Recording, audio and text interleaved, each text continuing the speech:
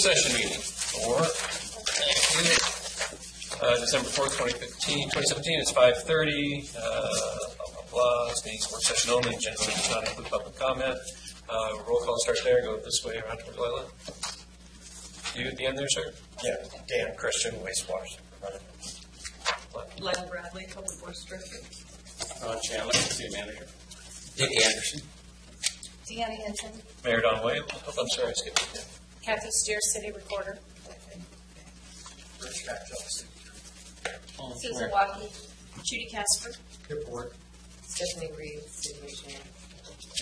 We'll suspend getting chair's attention for the remainder of the meeting unless circumstances require. Just a reminder of the microphone system that it doesn't pick up crosstalk so well, so one at a time, if you would please. Ron or Lila? Okay, thank you. So we will be tag teaming a little bit tonight, and we're looking at 2 hours, so we'll get you guys home and off by 7:30. The purpose of this meeting is to discuss our long-term sewer projects. And there's 3 parts to it that we're going to cover tonight. One is a public education or information portion of it. The second is the update of the capital improvement plan since we last discussed. There are some changes both in some things that have fallen off and some prices have changed as well. And then the third is we're going to discuss a little bit about the financing options that are available for these projects as well. So I'm going to jump right in and begin talking about the public education portion of it. So,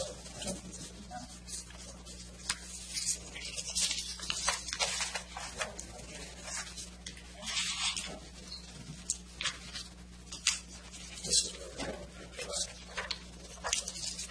So the capital improvement plan that you have before you tonight is actually not the end as we have looked at it. It's actually the beginning of the process.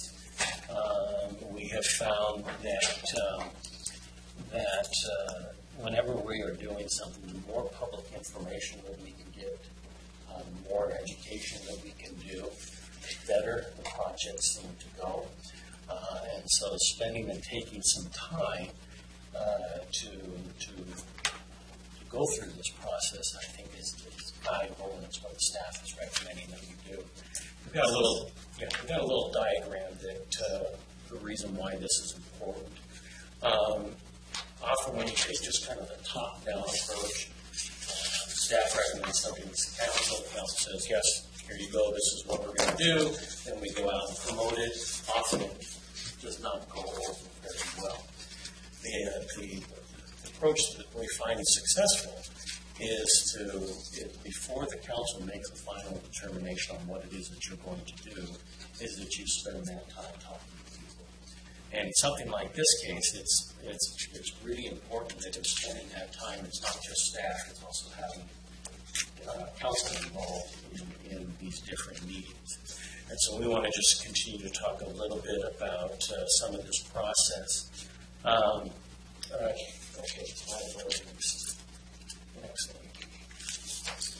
Okay, so what we'll be doing is we'll be looking to solicit feedback.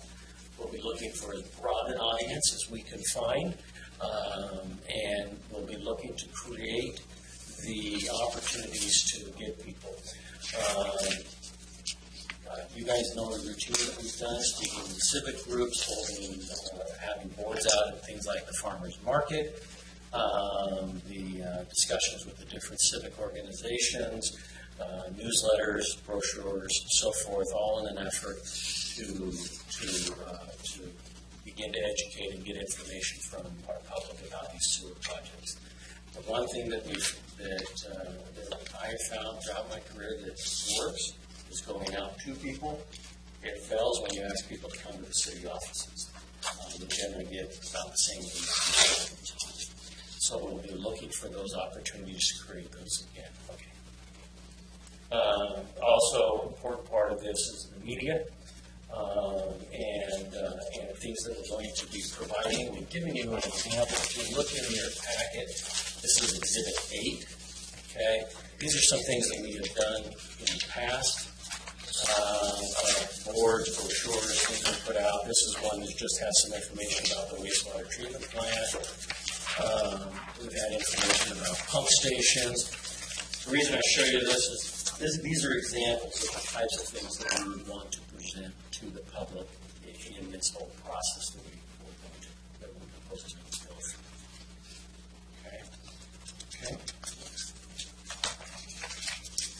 Okay, some keys on all of this as far as public education. As you guys know, it doesn't need unanimous agreement. I've never been in a city where there is unanimous agreement.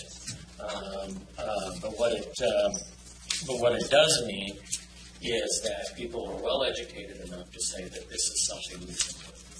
This is something that we think is good for the city, and the costs associated with all these projects are worth it for the improvements that it's going to make to the lives of our residents.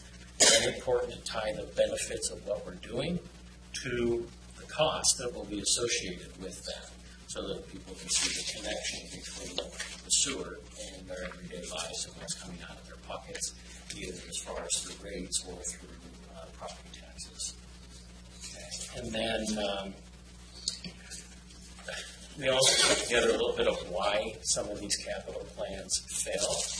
And the one that I wanted, there's two that I wanted to talk about a little bit.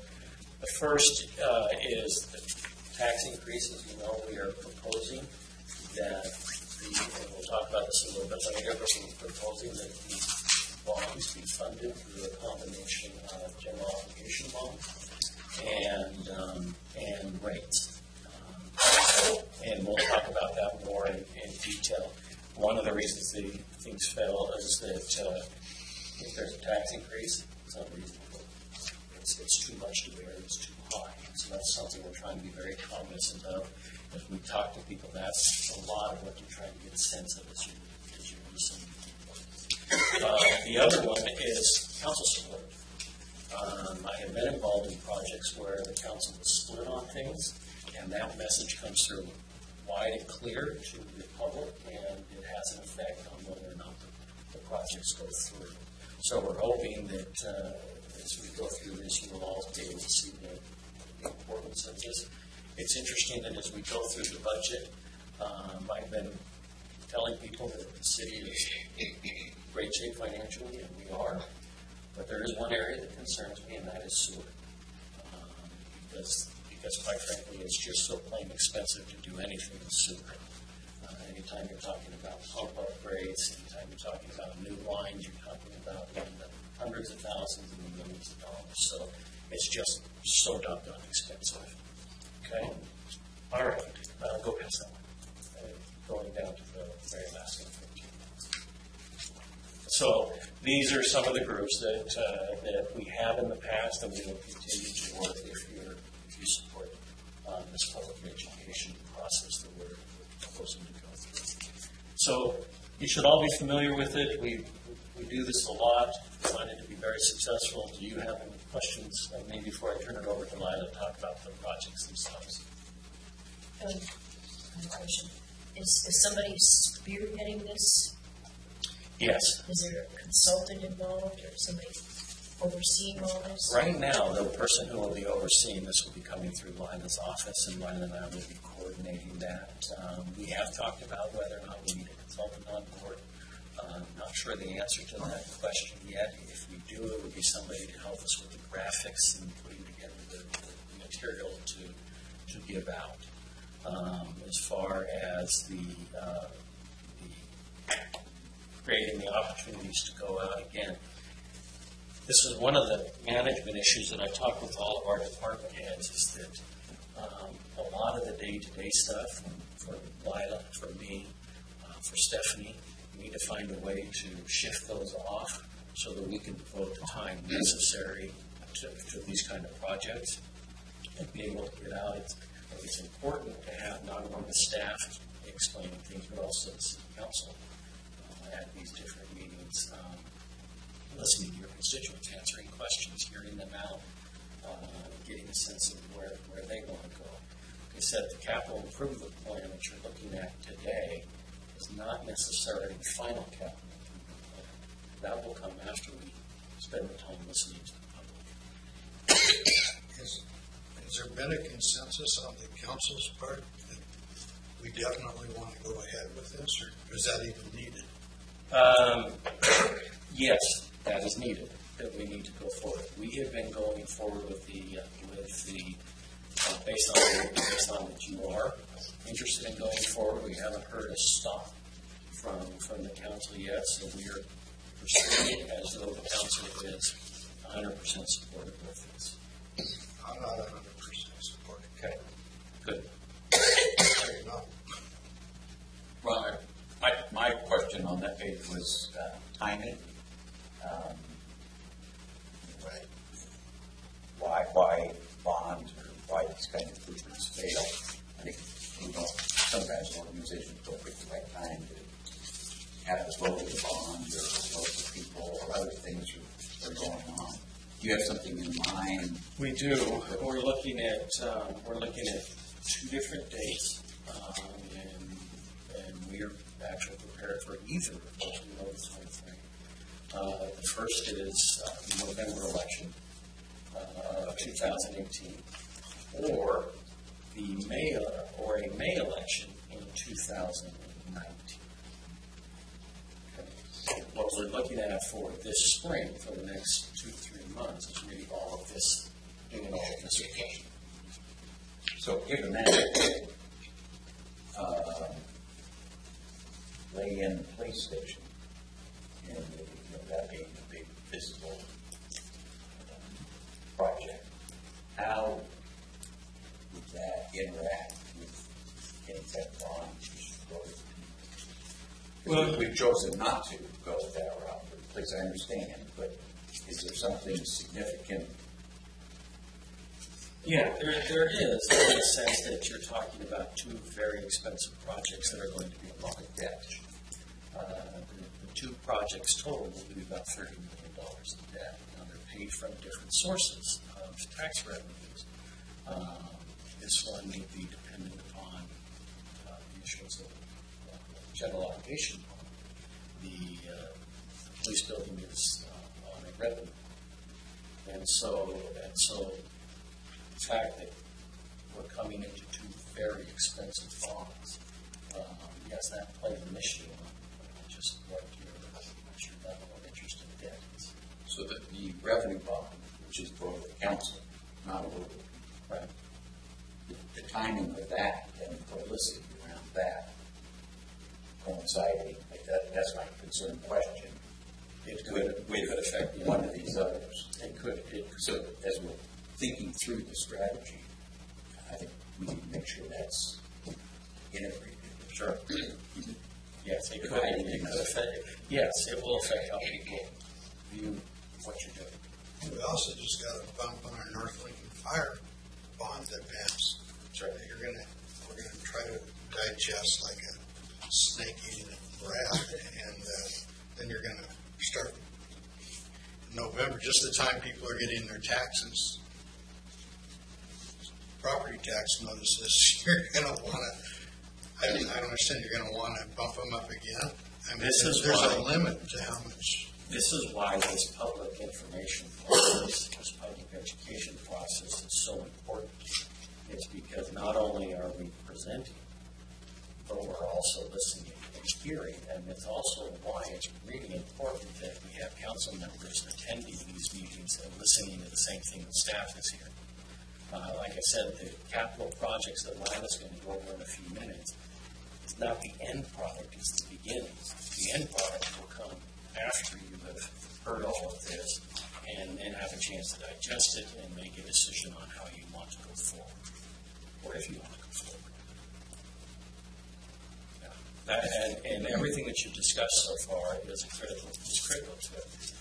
The police building, the amount of debt, the effects of other agencies on your property taxes, what the amount will be for the payoff on the bonds, how it affects not only their property taxes but their rates. All of those will come into play, and that's why this initial part of discussing with our residents is so important. So if we're in good shape financially now, but you're saying this is going to accumulate 30 million in debt, is that what The two projects, yes, the sewer and the police. Okay. So how will we be when we assume $30 million more in debt? Are we going to lose our cushion there? No, I don't think so. Because the police building, they've already identified a source of revenue. If you do a general obligation bond, and it really ends up to the voters to decide that. Now, how that affects you in the future is that if the voters were to approve the general obligation bond, then we'll be fine. Taxes will cover that. But it would affect if there was another big debt that you wasn't going to for something else. I mean, you only go to the well so many times. And so it doesn't impact us on our ability to pay. It may impact us on our ability to do other things. Excuse me, I'd just like to follow up on what Councilor Anderson was talking about, because that was my concern too. If we have the police, let's just look at the outreach. And so this is considerable and appropriate outreach for the sewer, but I haven't seen this for the police building. So, and we should, I would feel an obligation to talk about both, and not to keep them so separate, because even though the funding is identified and taken care of as far as the community might be concerned, there are two major projects. Well, it's more than just a project, more like a program, this word. But I couldn't go to these and only talk about the sewer. Well, we should be also going to these and talking about the police. And probably it would be better to talk about them at the same time. This outreach is going to happen soon. So we can talk about the police, the process, and how that building is being corralled. And talk about the source of funding. And then talk about this, which is a little bit more difficult to comprehend because you can't see it when it's finished, with the exception of Well, one of the costs we're talking about here, as you perceive, is opportunity cost. Yes. And we lose the opportunity to do things progressively when we have other big projects that brings on, so that the broadband may never get a chance. Its head will never get out of water. And so we lose these things, our ability to respond to opportunity, because we're so committed on these huge projects. And, something bad happens to the economy, and TRT revenue dries up. And, it just, I don't mean to be critical of anyone, but we're borderlining good judgment. Okay. That way. I really feel that strongly. Any other questions before we talk about the projects? The only other note for myself was part of our process should be to, I think, check with the other taxing districts. Does anybody else have a bond? Yes, we're checking on that. Yes. And we did, Exhibit 6 has the past voter turnout percentages back to May of 15. And so we're keeping a close eye on those. And so there is an option of going to that May ballot. Do we have other bonds that have recently been paid off? We do, but they are not sewer bonds. They have been water bonds. And those have been paid through the rates of the water, through the water rates. Now, we do have... Not through a general. Right. The outstanding general obligation bond that we have is a sewer bond. It was done in 2004. It was a $22 million bond with a 30-year payout. We are 13 years into it. Of course, the work is now completed, and we have 17 years more to pay on that.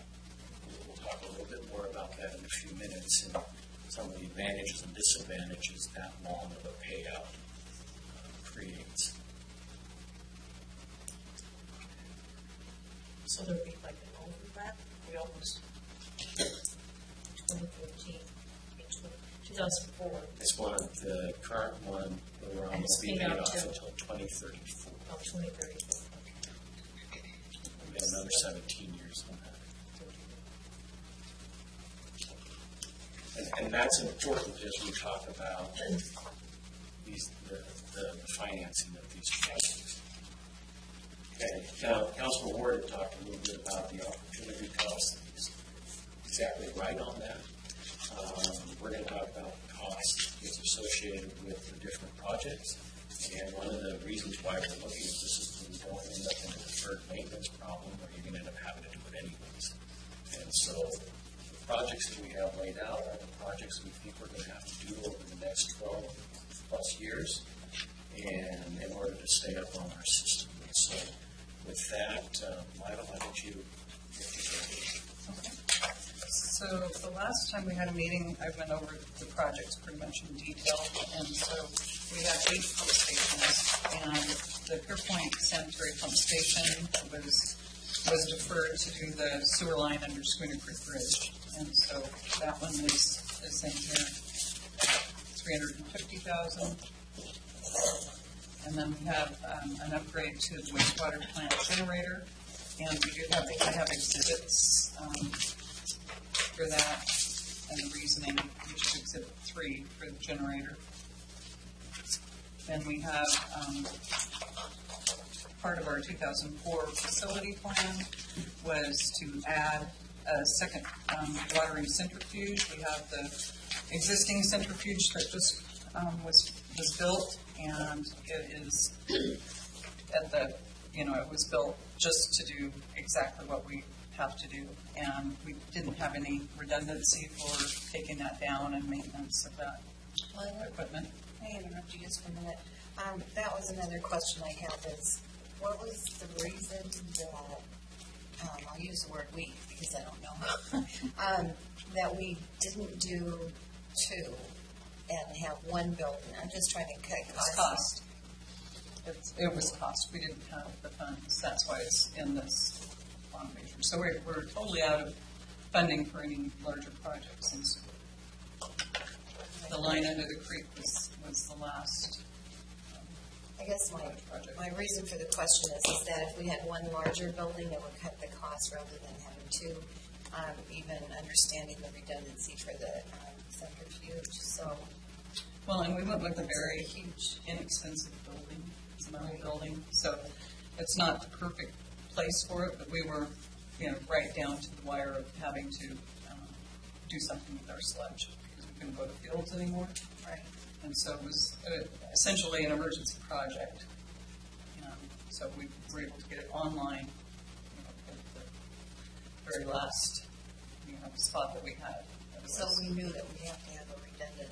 Mm-hmm. This has always been in the plan, but you can do things in phases. So I can have Dan probably talk a little bit more about that. We do have buildings that we feel that we can reuse. Their shop building, they have 2 bays, and then we also have our thickener room. And if we get a second centrifuge, we'll be able to take that offline and use those existing block buildings, which is really the best place for this type of equipment. And so it's kind of a master plan that goes on even toward the end of this, end of all of these projects. We can do the very end so that it would be more flexible, and we're still looking at, there's new technology all the time. Sometimes it's less expensive, sometimes it's more expensive, but we have a couple things that we're looking at right now that we think will help cut costs, and that's part of the reason this is a lower bond. And so, if it's okay, I'll let Dan talk about that second centrifuge and location of what we could do, plan ahead for that. Yeah, I'd just like to say that Counselor Casper and I met, and today we went on a tour, so That's great. I met him. So I've recently asked our consulting engineer, Kennedy Jenks, to come out and explore the option of the old, basically what it is the old collections building that we use.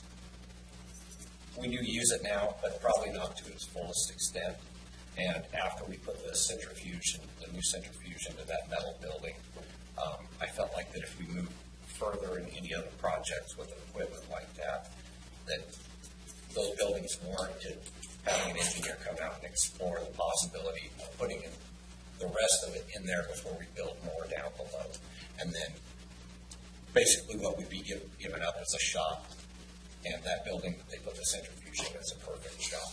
So I thought maybe just switching before we get too far down there where the centrifuge was in that metal building, that we look at, if we get a second centrifuge, we won't need to use the thickener anymore, and the thickener itself was put in as a measure to save space in those lagoons too. So we've already had one kind of a sort of a half measure because of the lagoon capacity, and now we're sort of going down that same road a little bit. But if we get that second centrifuge, I believe we can take the thickener offline and keep up with what it is we make without having to concentrate it with that thickener, and then possibly sell the thickener to another city and recoup a little bit of the costs there. That's good.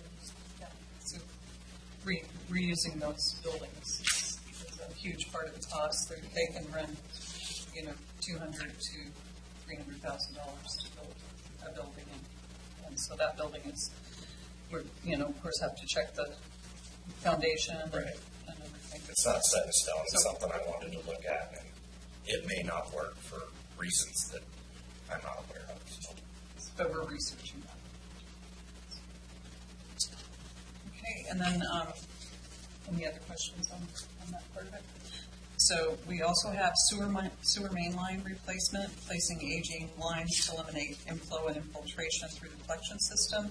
And we put $2 million in for that. We have we've been doing our TV work, and we have Exhibit 4, and that's an explanation of why and how we do our I&I. And the second page shows a line that has many different problems with it, and I was going to have Stephanie talk a little bit about the inflow and infiltration.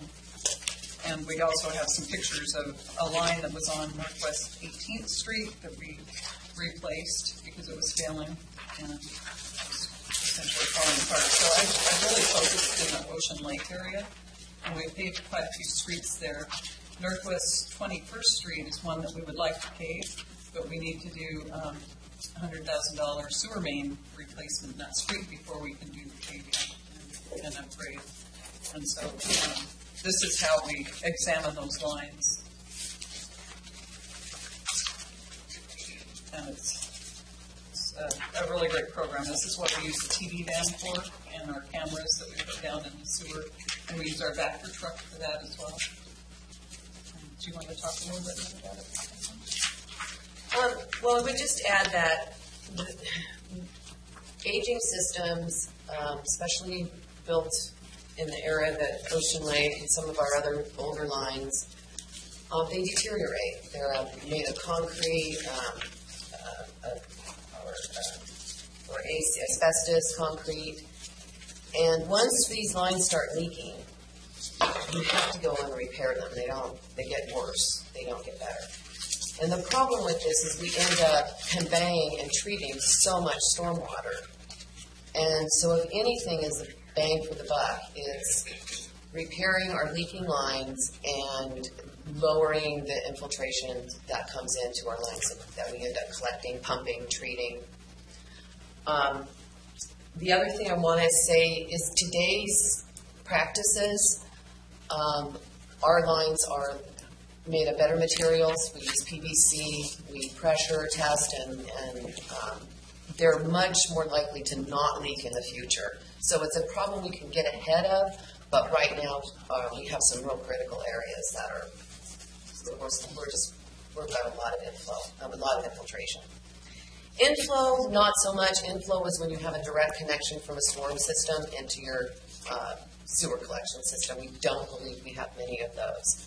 So it's really the infiltration of the aging lines. It's not only the main, the sewer main, it's also people's laterals from their house to the main. And so it's a two-parter. And that's what we'd like to explore.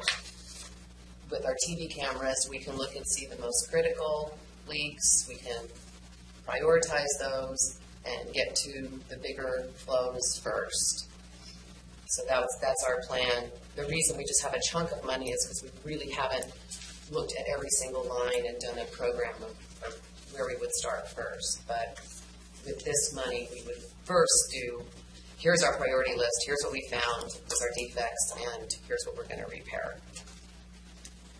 And to add a little bit to that, during our maintenance, our normal maintenance, we do seal manholes, and council did allow us to have $120,000 in our budget for I&I, and so what we do is go in and we'll slip line those lines in quite a few different areas. So when we find the smaller type projects, we can go in without digging up the street and fix those lines. The money for what you're talking about, is that going to be in the bond that you're getting, or? Yes, it's $2 million that we put in this first years. So it's a 4-year Is that like program. a San Francisco bridge where you, by the time you're done painting it this way, it's time to go the other way and paint it, so it's always being painted? It's not quite that bad. You know, when we actually replace these lines now, they last much longer because they're a PVC pipe. It's like the old steel line, water line in Highway 101 that we've replaced from Taft all the way to the Deep River Bridge. And it was, just that steel line would deteriorate, especially in certain groundwater. And so it wasn't bad in a couple spots, at the hillsides, and so we left the ones that were still good. But that C900 pipe that we use is supposed to last, as a plastic pipe, it's supposed to last 100 years. So the things we're improving now in that realm will. But there's always more. It's like you fix a leak and then there's another. Yeah. Leak. So it's a constant. So I have a question about that too. To me, the I&I sounds like just a regular day's work. I mean, it seems like this is maintenance, and so is it so degraded, so over the top that it has to fall into a bond? I mean, it just seems. Well, it's like we don't have, really that much funding. So just doing Northwest 18th Street is $100,000. We had that in the budget. We would just be able to do that. How far is the distance? Is that just Northwest Street? Yeah. Northwest 21st. About 1,000 feet. And that's a total main replacement because it's that bad. Yeah. It's that bad in so many places. It's like Northwest 18th Street was not quite as bad as that one. That one had pipe failing, and then the laterals were failing, and so we started getting sinkholes up and down that road. I was expecting High School Drive. Is that Yes. line? High School Drive is in that $2 million number. In that So first it's just, you don't have phase. anything you guys exhibit. Right. I just didn't list all of those types yet. But we were looking at the force main replacement as well from Millcut Pump Station, enlarging that, and then down the hill in front of the school. And so that's part of that $2 million. So they're larger projects. They're not just maintenance projects. I have another question. I'm just trying to sort this out because some things feel like maintenance, some things feel like we aren't keeping up. So maybe the rate should have been increased. I know I was one that didn't want to do that, but so the rates kind of should cover a certain type of work, in my opinion, and then things like a new centrifuge, which we need that redundancy and all the connections that go with that. Then that makes sense to go out and above our regular budget. And So I'm having a hard time with this because it's apples and oranges to me. And so, anyway, that's where And the past projects, we used rates for those large sewer projects. And I did put the last bond measure in 2004 is in here. And so it's a good explanation too of, what we use that money for. And the main part of those funds, was wastewater treatment plant upgrade. And then we did do some pump station work as well. to me that makes sense. Lines. But the lines, when you get into replacing large force main lines, kind of similar as what we did for West Devils Lake Road Pump Station, that was a really large project. It was $500,000 to go to the Wacola Pump Station. And so most of them are actually large projects. So part of what I'm doing tonight is taking notes of all of your questions so that we can come back and address those. Because we don't want to move forward unless you guys are ready to move forward and are comfortable with moving forward. If you're not, like I said back, we can't expect to have support from our residents and our councilors. Are not there yet, or are not there at all yet. So I'm making notes of all of your questions so we can make sure we try to address these questions, show you what it all means. Well, for me, I'm speaking with Deanna, which she said, as far as taking $2 million to really do maintenance. I mean, you don't want to buy your groceries on time. That's just not. They'll eventually will catch up with you because you're going to have to eat every day, and if you're putting them on your credit card and making payments, that's not a good way. And yeah, I mean, just to be honest, I've already said, but I'm having real problems. I try to be agreeable, but this is tough. Yeah, when the projects get that large, they're it's really not maintenance anymore; it's replacement. When they age, there's so much you can do. One of the things that in Exhibit 7, we have the pump station schematic, and so when you do have the infiltration and flow, it actually it's really hard on your system because whatever goes in at one pump station is pumped to the next and the next and then to the plant, and so it wears out your stations.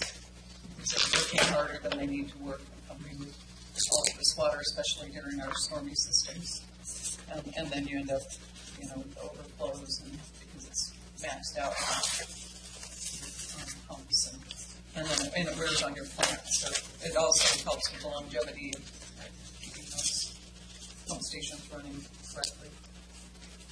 And these I&I projects are really grouped. We know where our problem basins are, so there'd be a larger geographic area that we would look at. And going out to the public, we would show them, their basins, so we could do this in wards, essentially, part of our presentations. And we'll have the boards of every project and the reasons why. And I didn't want to get into that too far until we had your... Is there a way to pull out the things that would be covered by the bond and things that would be covered by the rate increase? Yes. That will take a little bit of work to figure that out, but that's one of the notes that I'm making. So I'm putting up here the notes that I'm following up on so that you can see where we're going with it.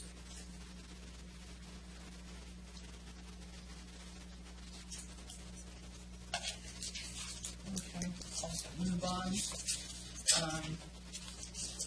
So we also included the sludge lagoons and dredging those. They're full.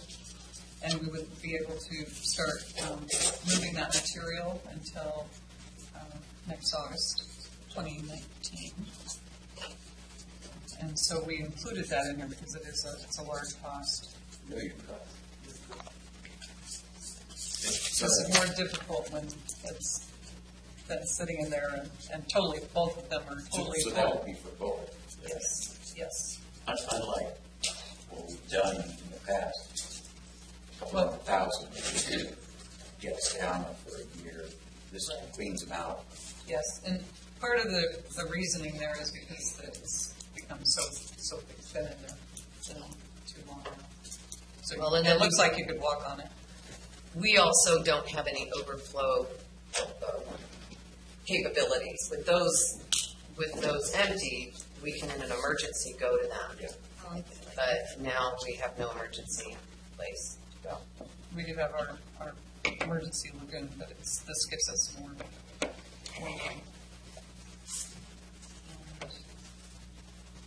And then we also did the Vector truck, and here it was purchased in '06, and it's starting to. I have the reports on. It keeps breaking, and when it goes out of service, we are actually really panicking. We had City of Newport come down because it had a pump on it that you couldn't replace, and so we finally found one in New York that's rebuilt pump. But it was down for a couple of weeks, and that's really all we have. Is that the vacuum truck? The vacuum truck, yes. So this is what I don't like this in here. I would rather have this planned out and put into our budget. And again, I know you need one. Mm-hmm. That's not the problem. Right. All of these are important, or they wouldn't be on your list. So that's not it. It's just how we fund them and how we plan for that. Like how many years does these trucks last? They have. And if that can prove out that we need to increase our rates, because we need things like that, these things that are more like maybe the apples rather than the oranges, then I would much rather see that in a budget and have it planned for, so you know it's there. You know that every 10 years or 7 years or whatever it is, that truck will be replaced or overhauled or whatever it needs. And so I don't like it in here, and I know why it's in here, and I appreciate that. But I would rather see those things in our overall budget rather than it's one shot kind of. How long is the budget for?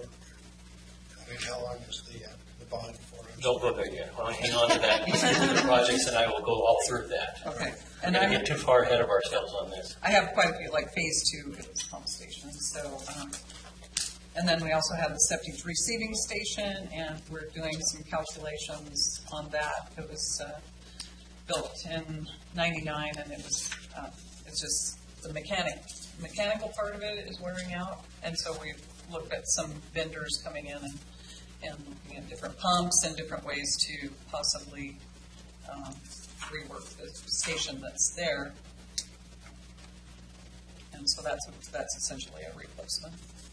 The control. Yeah, the control has obsolete as well, so you have to hasn't been built in.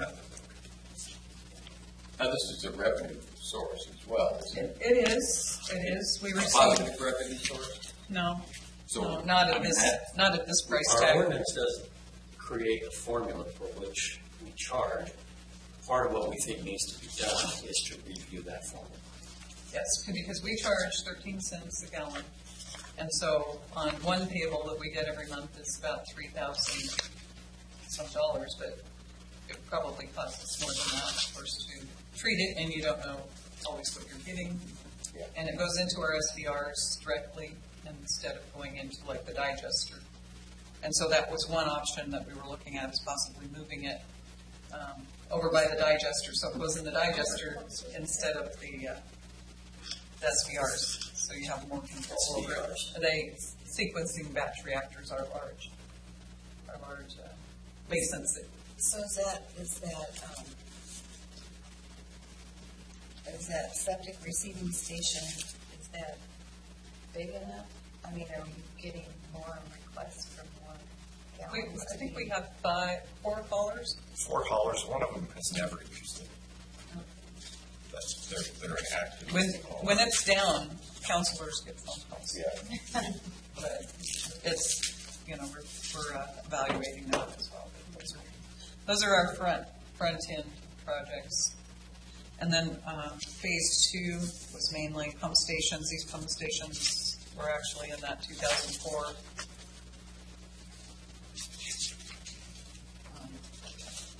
master plan. So why are they in here too?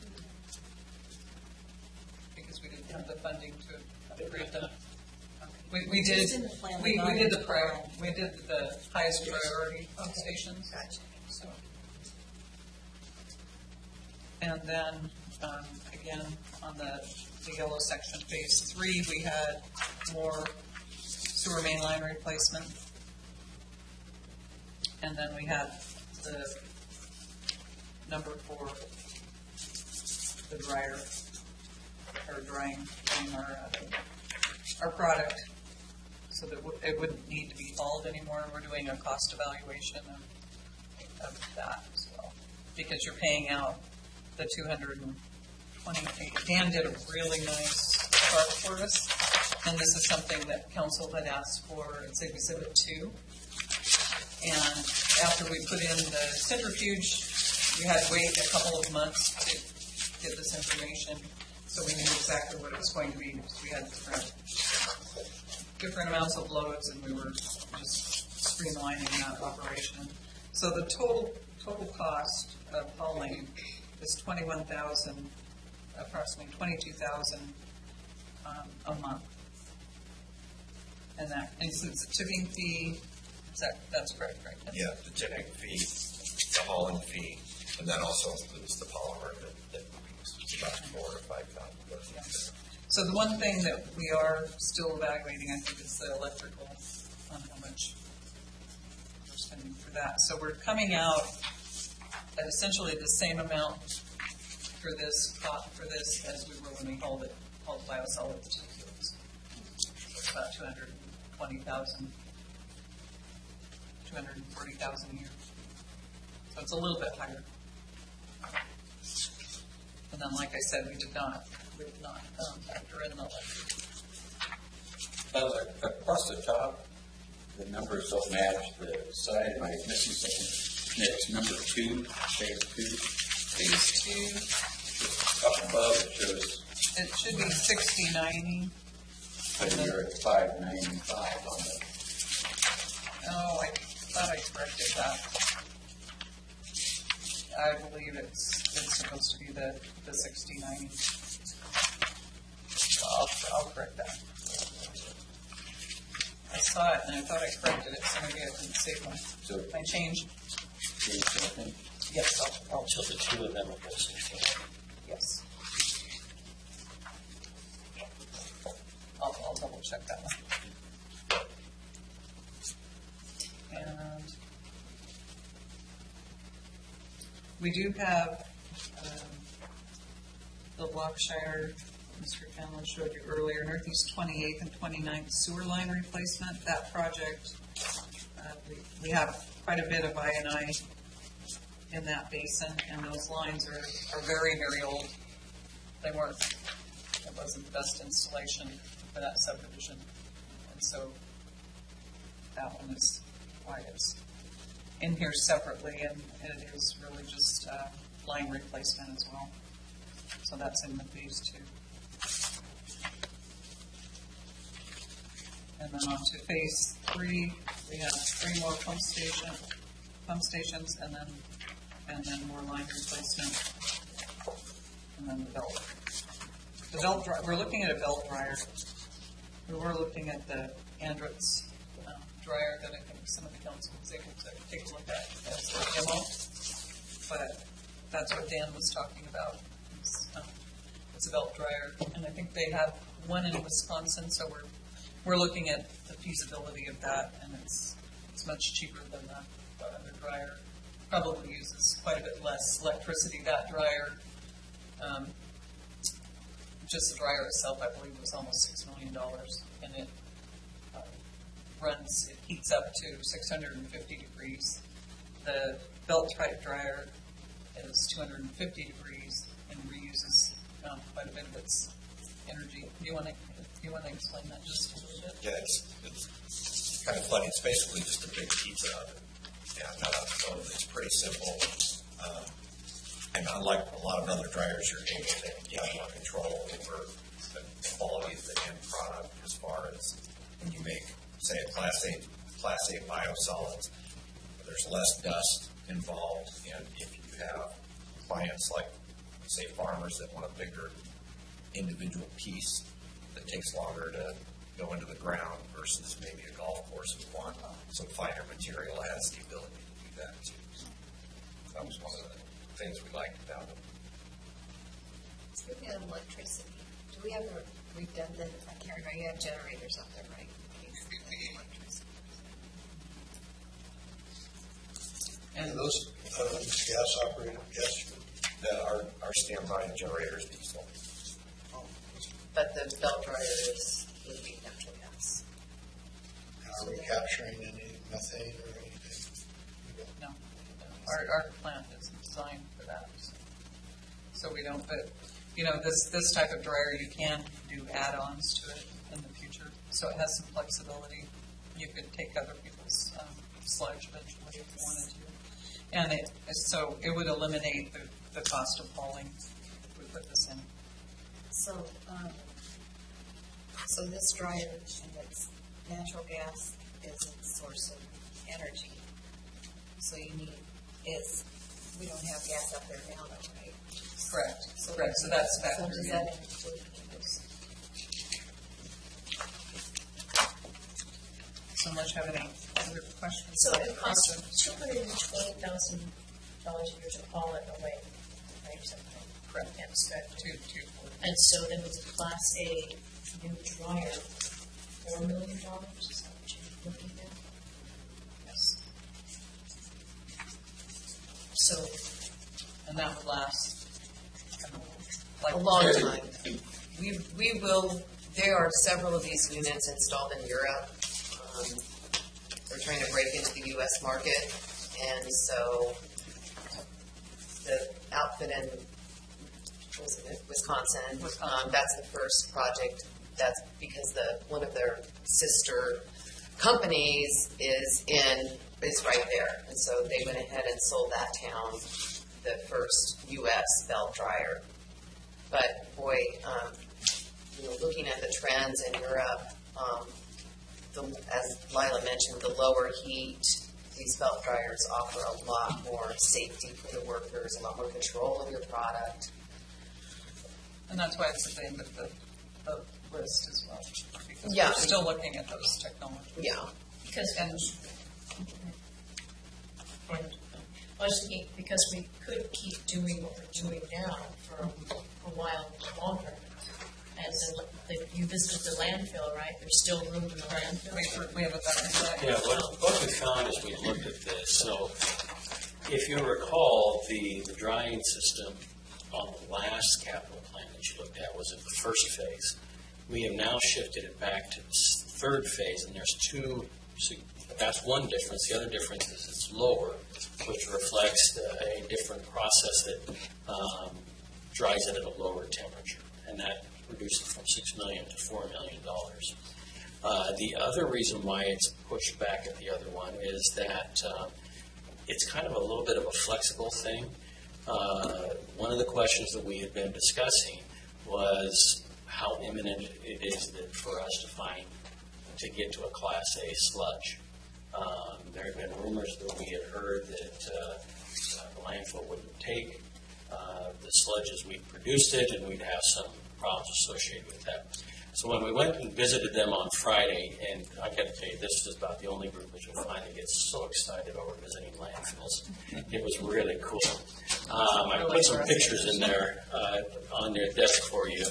But what we found is that the Coffin Butte landfill has about a 40-year life left in it. Okay, they don't anticipate at this time of not taking our sludge. And if some regulation should come from the state that would change that, they would anticipate about a year to 2 years lead time to give us time to switch over. So it takes some of the urgency out of it, and that's why we've moved it back there.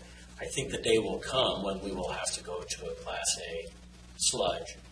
but it may not be as urgent as we once had thought it might be. So it gives us a little more flexibility as we look at that.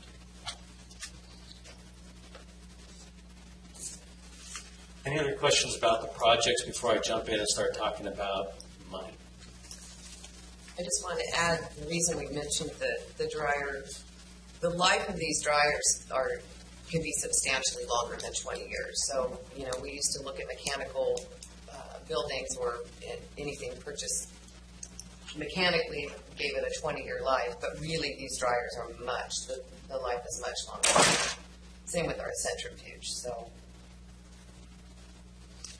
let me quickly just highlight the things that I have heard from you so far about concerns that we need to look at and address. One is the need to discuss the police building and the sewer projects together, not as separate. Whether or not there are any other taxing entities that might be doing a general obligation bond or the next 2 election cycles. Should the rates cover the maintenance projects and debt covers capacity improvements? Does that summarize what you were saying, Councilor? Okay. Same thing with equipment, annual budget versus debt for the equipment. Okay. And then finally, the other one that I had was concerned about the total indebtedness of the city. Is there anything that I'm missing at this point? Okay. All right. I'm going to move this. We're going to talk a little bit about the financing of it. So first of all, we have been working under the assumption and under the premise that we would have that first of all, we would be doing this through a general obligation bond and not a revenue bond. Revenue bond would mean it would be entirely done by rates. General obligation bond, of course, means it requires an election of the people. You get better interest rates for a general obligation bond. However, you have to send it out for a vote. We did look at the idea that could the rates handle the entire amount, and they could not unless these so significantly raised them that they were prohibited. So we've been operating under the basis that if you choose to go forward with this, it would be mostly through a general obligation bond with the rates contributing some to it. Okay? So and then the second thing that we were looking at is that you go through the election or the selection of a general obligation bond just once. So in other words, we would have an election for a $21 million bond issuance, but the bonds would be issued in 3 separate phases. Okay? They approve it in 2018, but then you're going to be going to debt in 3 separate phases. So in other words, the first phase would be $6 million that we would issue in debt. So it's 3 separate indebtedness, but it's one vote. Does that make sense? I have notes here. Is part of that reason that the projects must be done within 3 years? That's part of that. I think it's within 4 years. Oh. Yeah, that's part of it. So what we've looked at, so the way we've been looking at how to structure this, so the other thing that we looked at, that the third part that we were considering was how short should the debt be? Okay, do we look at another debt where we finish the project and then have twice the life of the project to pay it off? There's benefits in doing that. It means the amount is lower, that it's going to hit the taxpayers, but it does lock up your indebtedness for a period of time. So, for example, we have projects that were done in 2004 and the 2000s that we'll be paying on until the 2034. And that affects our ability for other indebtedness. So what we have been looking at and what we wanted to discuss with you tonight was the idea that we would do them in short bonds, shorter payback periods. In other words, the total life of the indebtedness would be 16 years. Okay? So the first indebtedness that you'd have of $6 million would go from year 1 to year 8. Okay? The second indebtedness, which was also $6 million, we go from year 4 to year 12. No, year 4 was 14. Sorry, that's year 4 to 12, right.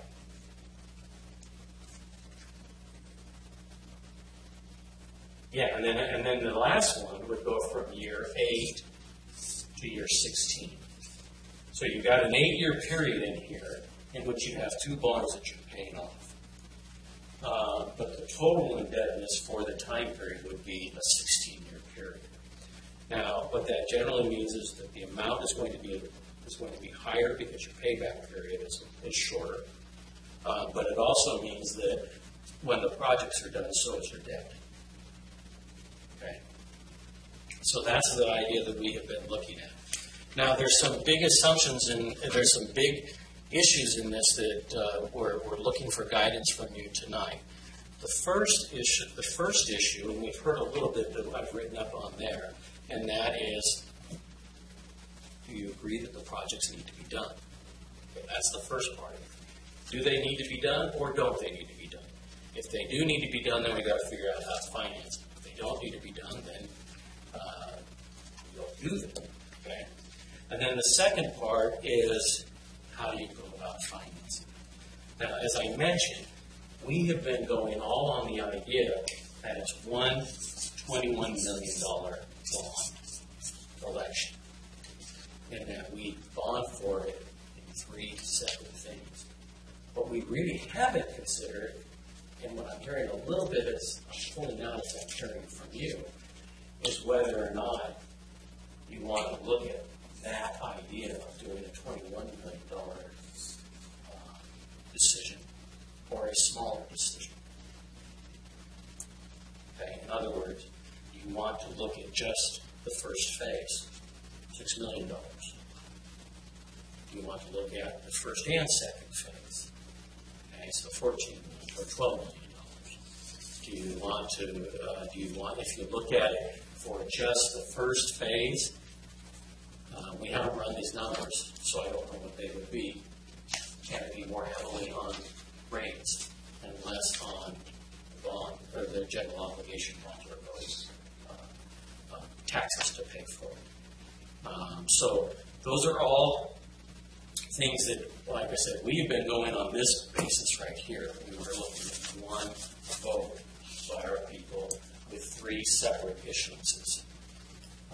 I'm hearing a little bit from you that you may be very uncomfortable with that idea. Should we look at something that is not that big, that goes in a smaller way, and if it is, what does it make sense as far as a general obligation bond? What does it make sense as far as rates? With rates.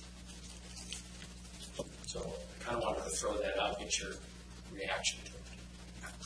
So off the top of my head, I wouldn't want to deal with the vote 3 times. Okay. So my sense would be deal with it once and phase it. My question would be, I don't know the formula, but with a rate increase, that's a council issue, not a citizen. So is there something, go ahead. How much could I reduce the 21 million by for a X dollar rate increase? Is there a formula? Because we haven't worked that out, but we could. Because that, and all I'm thinking now is I'm going to deal with the vote once. Is 21 million or 15 million easier to get past the voters? And subsequently knowing the difference is going to be a rate increase and handled at council.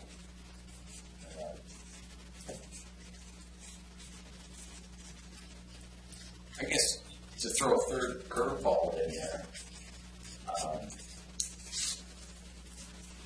is, again, to the earlier discussion of possibility of handling some things from already general fund.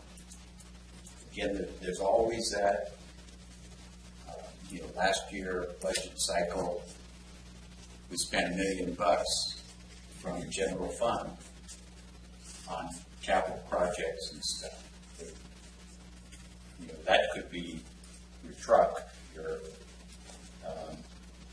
some other things too, if you so decided to allocate $1 million or declining over the next 8 years or 3 years or something to take care of some of these things, and that might reduce the bond and rate down.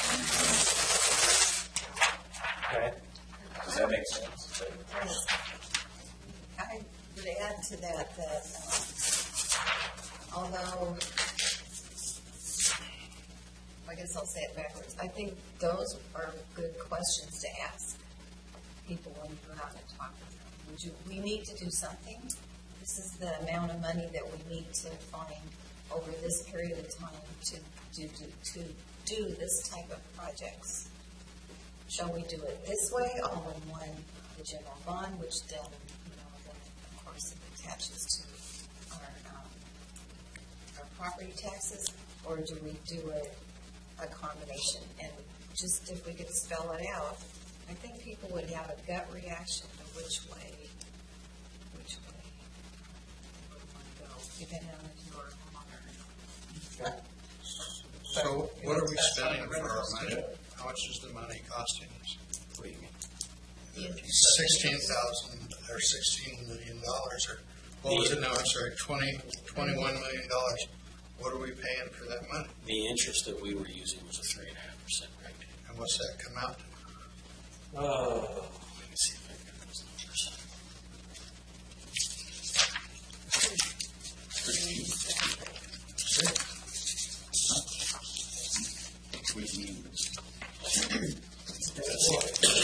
Yeah, I mean, it's an expense. We're paying for that money to pretend that we're not. And that would Oh, be so a you're, difference so when you're they just do their getting, math, right? well, you want to be able to tell what the bond's going to cost. Yeah. You're saying per thousand. Sure. And Right. gotcha. I mean, that's something we should know. Oh, yeah. And the second thing is, I don't mean to be negative, but like we've got a truck that we're going to finance, it's got a 10-year life. But we're going to, what we're talking about, I mean, you as a finance guy, if I came in with a truck that had a 10-year lifespan, said I'm on a loan for 16 years, you would say no. Because when that ran out, you'd still have to make payments on the truck you didn't have anymore. Plus, you had to buy a new truck.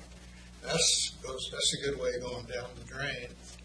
And That's another way to get at how should these things be paid for. yeah, Is what really needs to be financed.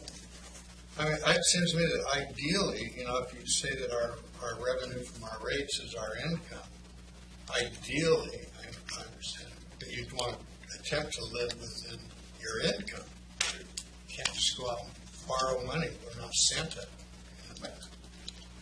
But that's, yeah, you're exactly right. We've talked about them being enterprises. They ought to, and the water fund handles that pretty much. The sewer doesn't or hasn't. And that's why we're doing into a bond. Yeah. I mean, even as a small business, tiny compared to this, we set aside so much each year for capital and investment because we know things aren't going to last forever. And when it does, then we have the money to spend. It would come out to about 26 to 27 million. 26 to 27 million. That's not free money. Okay. So what I'm hearing from you, take this back, rework projects, okay? To look at the project, the differences between maintenance and what can be absorbed into the budget versus what we would need to do debt, which would be something like capacity increase. Or one that I would just throw out, it's just so expensive that it would be very difficult to put into a budget. So, for example, the dryer would be a good example. So do you want me to then go back also and look at different scenarios on the length of time, what happens to the rates If you just do the smaller issuance and spread it out over years, or I'm trying to get a little bit of guidance. I think we're not ready to move forward to the public education part. We're still getting some guidance from you. So Does that mean that the rates would be, how often would they be increased? Every year, every 5 years? but you've got two things that will affect your increases on your rates every year.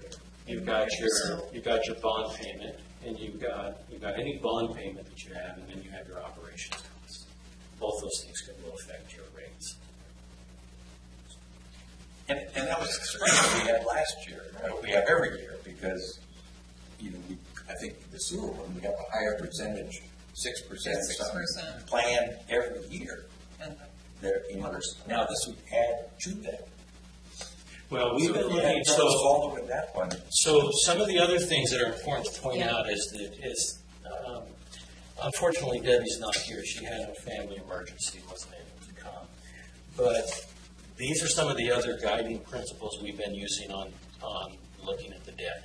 I mentioned the 16-year period. That affects how much it is. Payment would be a combination between taxes and rates, okay, with heavier on the tax side. We want to maintain the $600,000 fund balance, okay, that we've had for that. And then we want to keep the combined annual increase at or below 6%. Okay?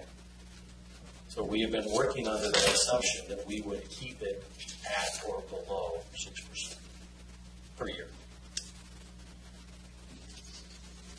Which doesn't include this. No, it doesn't. It would include this. It would. It would include this. Yeah. It would include this. So you have 6% every year? Somewhere, no. At or below 6%. Now, the latest numbers that we ran were based on the $25 million, so I don't have numbers to give you right now. But we looked at it to say over the next 16, 18 years, what happens to rates? How do you do this to be able to, what does the bond amount have to be in order to meet all of those requirements? We'll come back to you with better numbers. Like I said, unfortunately, Debbie had a family emergency. I wasn't able to refine the numbers to the new numbers that you're seeing on this. Well, Ron, I guess I would just, wait for the numbers and stuff, but what I'll be curious about is why is it that we, forecasting, we were projecting a 6% rate increase, before we even talked about the bond. We'll be able to answer that Okay. question. We'll be able to answer that question. Okay. Other than making purchase in the So, bond market. as far as looking at financing, do you want me to look at those different scenarios? And are there any other things that you want us to try to work on, bring back to you? Well, I think to refine Kip's question of what's it going to be dollar per thousand for the bond impact. So how does it affect with the rates and everything? Yeah. So translate it back to them. If Ron's figures are correct, that translates into $42 million. You're going to settle the interest in the principal is $42 million. No, the total was, We talked about police stations. it's not 26 times 2. Oh, okay. It was 26. Let the professionals handle Oh, that. I'm pretty good at that. Didn't he say it's a $26 million interest expense? No. Oh, okay. That's only, I thought we were talking about real money. That's only $26 million. 21 went to 46. 26. I'm sure. I think that's a good return. Can I get in on that?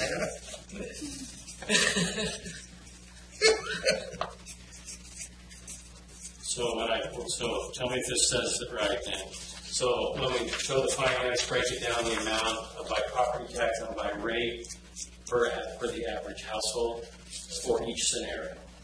Exactly.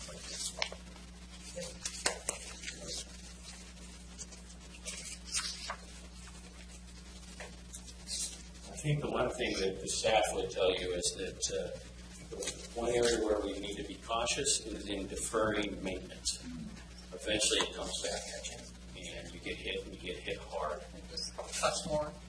And so as we're looking at these capital improvement plans, the idea is to try to stay out ahead of it so that we don't get ourselves into trouble. And this is a long range plan, but at least it lets you see what we do have. And I would say that's why these infrastructure, water and sewer, can't be taken for granted. They need to stay top of the list of any kind of goal. Because clearly it's ongoing maintenance and improvement all the time. And I think to this point in front of the public, part of the education scenario has to be, what services are you ready to give up? Because if you don't want to pay this, this has to be done. And so, if you don't want to pay for it, then that means we're going to drop off some else and some kind of a hit list of what services that means. One thing that the city did to just also keep in remembrance is that 5 years ago, I think it was, the city really buckled down on the leaks for water, and we have now dropped the amount of water to, what is it, about 8%? 8 to 10%, whereas we were triple that. And so doing that work has been a big benefit to the city, saving a lot of money in water and so forth. We have an equal problem that we need to deal with now, and that's the infiltration. And because the more groundwater or stormwater that gets into the system, the harder it's going to tax the wastewater treatment plant. And you're treating that, chemical use or UV system, which just it's wear and tear on those pumps. So I think that as we're looking at that, that's one of the things that's really important to us as the staff is to really bump up our efforts on the infiltration. I think one thing to add to the outreach once we get to that point is an invitation to go visit Dan out at the treatment plant, because I think that tells the story in a way that photographs or words can't do it. It has to go through this process and this, and we have these two ponds that are, that's We can set up some of our outreach, just have meetings at the plant. So in all this, just to backstep a little bit, do we have a stormwater master plan? No, it's under construction, so it'll be coming That forward. to having one would also be an asset Yes, it was. to this process, right? It's not going to stop the I&I. It's not a combined system. Our storm and our sewer are separate systems, but the storm is street. The street runoff is I&I as well. We've plugged a lot of our manhole covers, so that we're not getting that. But the stormwater master plan it's not going to change the water that goes into the sewer system. That doesn't just come through the holes. No, it goes, it's groundwater. So there's inflow, and then there's also the infiltration. So quite a bit of it is groundwater. We've found some problems out on Northeast 2nd, the island, down by Deep River. And so we have lines that are allowing inflow. And so we get some high, we're able to, our telemetry now, the controls at the pump stations, we're able to monitor our inflow into those pump stations. So we can gauge, especially last year when we had such a dry year, and then we have such a wet period of time. We had the 8 feet of rain, from October to, I'm sure everyone remembers that. And so we're able to see what that inflow and infiltration, what those numbers are. And I can bring some of that back to you for each station. And that'll be part of our education piece. And I was going to say, because I think talking to people in my community, there's a mystique about that system and how it works. There's a misconception, I think, that's impacting it perhaps more than it really is. So that would be helpful to understand. Yeah, they're really separate. In Exhibit 7, I did put, this is our basin map, and so it shows you each color is what goes to a certain pump station. And so we were going to bring this piece as well when we go out to talk to the public. So we'll have boards for every project and really be able to walk through all of the different projects with them and why.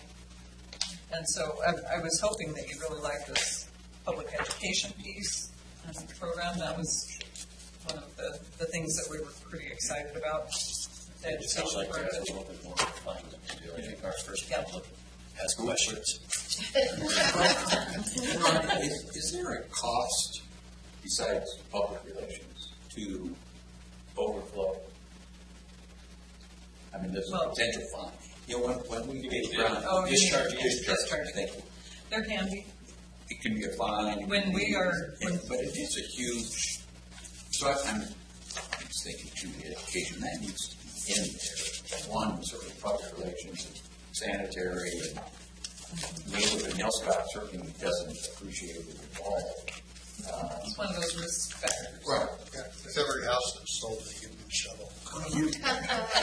Hopefully we don't go there. Well, that is, yeah, sorry, I lost my train of thought.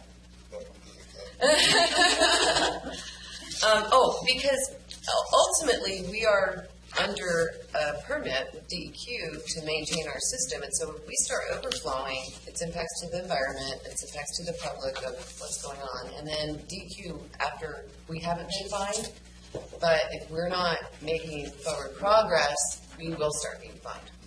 There's other cities out I think that's there. important to make sure it's on our list because, you know, it's one thing for us to say we just have to do this, but, you know, we've got other regulators who are saying we better be Yeah. doing something. And we are, besides this, with our recent under second line, a couple of lines going in, we're working towards it, but this, why this has to be done as well. Yeah, these are, especially that first amount, and the sewer main line replacement is a big part of it. And so of course, I'll detail all of those with maps, and I do not get too deep into that until we have this conversation. So, Mr. Mayor, we got our homework, so I don't think we're going to have anything. Good, all right, then we are adjourned. I got something. Do it. You know, Warren Buffett said that Mr. Mayor, it's closed the meeting, so. Meeting is adjourned. Sorry. I don't know if we can reopen a meeting. that's right. Doesn't matter. No one's to be in trouble. I'm sorry. CPS. Yeah, This Sunday morning. Yeah, it was really good. that was really good. He lives on $100,000 here. Oh, my son? Yeah. Lives in the same house he bought. Yeah, his first house. He's fascinated. When he was talking about how, you know, just the land for 2 years, it's like, whatever, drives an old car, goes to fast food. He's kind of like, here. Yeah, he is. I love it. Come in there. All he wants to do is live here.